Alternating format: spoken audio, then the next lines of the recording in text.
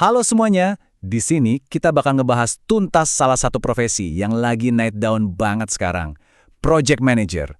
Kita bakal kupas semuanya ya, mulai dari yang paling dasar sampai tips-tips praktis buat kamu yang mau mulai karir di Indonesia.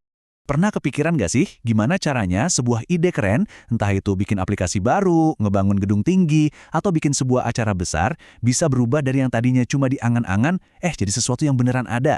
Nah, jawabannya itu sering banget ada di satu peran kunci ini. Biar informasinya valid, semua materi kita kali ini itu disaring dari Glints Expert Class. Jadi, kamu dapat ilmunya langsung dari para praktisi yang udah ahli di bidangnya. Oke, siap ya? Yuk, kita mulai. Pertama-tama, kita samain dulu persepsi kita ya. Kita perlu fondasi yang kuat. Jadi, apa sih sebenarnya manajemen proyek itu? Yuk, kita bedah dasarnya dulu. Kalau menurut kitab sucinya para manajer proyek, yaitu PMBOK, manajemen proyek itu intinya adalah gimana kita menerapkan semua pengetahuan, skill, dan alat-alat yang ada buat mastiin sebuah proyek itu memenuhi semua targetnya. Gampangnya gini, ini tuh cara yang terstruktur buat nyelesain sesuatu. Nah, ini yang menarik. Apa sih proyek itu sendiri? Ada dua kata kunci di sini, sementara dan unik. Artinya, setiap proyek itu pasti ada awal dan akhirnya, jelas. Dan hasilnya itu selalu sesuatu yang baru, bukan kerjaan rutin yang diulang-ulang terus. Nah, dari situ kita bisa lihat bedanya. Jangan sampai ketukar antara proyek dan operasional ya. Gampangnya, proyek itu kayak ngerakit mobil baru dari nol. Kalau operasional, itu kayak ngejalanin pabrik mobilnya setiap hari. Satu buat menciptakan, satunya lagi buat ngejaga. Beda kan? Oke, kalau proyek itu kita ibaratkan sebuah orkestra yang super kompleks, maka project manager itulah konduktornya.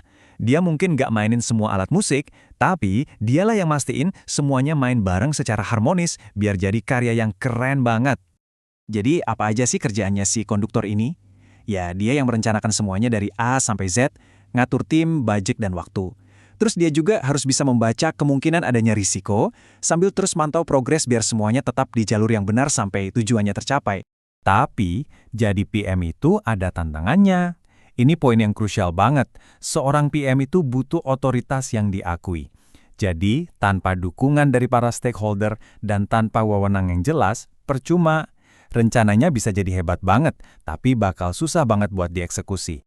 Oke, teorinya udah dapet nih. Sekarang kita masuk ke bagian yang paling ditunggu-tunggu, gimana caranya kamu bisa benar-benar mulai dan ngebangun karir sebagai project manager, khususnya di Indonesia.